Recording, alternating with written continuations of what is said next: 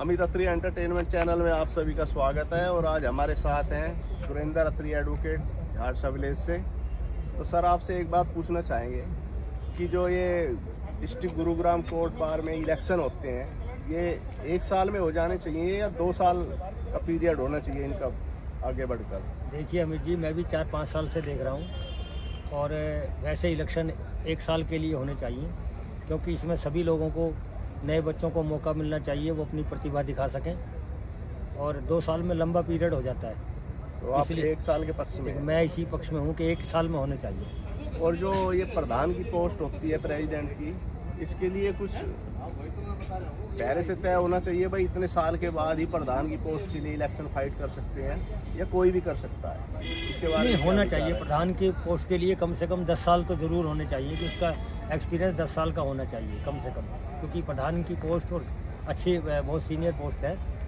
और मेरी सोच है कि कम से कम 10 साल तो उसकी प्रैक्टिस होनी चाहिए। बाकी और जो ये इलेक्शन में इतना काफ़ी पैसा लग जाता है, कई लाख रुपए, इसके बारे में क्या विचार है? नहीं, इतना पैसा मैंने भी सुना है कि बहुत पैसा लग जाता है। इतना पैसा नहीं लगना चाहिए। अगर इतना पैसा प्रधान या सेक्रेटरी की पोस्ट पर लगता है, थोड़ा पैसा लगा करके बाकी वो वेलफेयर के लिए लगाएं, वकीलों का साथ दें, वकीलों को मदद करें, है जी। बाहर में कोई ऐसा काम करे उस पैसे से, तो वो ज़्यादा उचित है। ज़्यादा पैसा नहीं लगना चाहिए। सुना है कि भाई 30-40 लाख 50 लाख तक पहुंच जाता है, तो मेरे हिसाब से तो ये ऐसा इतना नहीं होना चाहिए।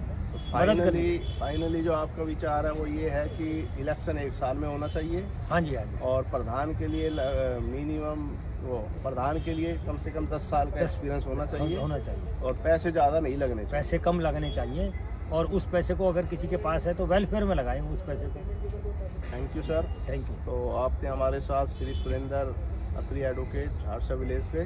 तो इसी प्रकार से आप अमित अत्री एंटरटेनमेंट चैनल देखते रहिएगा और अपने विचार कमेंट्स बॉक्स में ज़रूर बताएं। और इलेक्शन कितने साल के लिए होना चाहिए?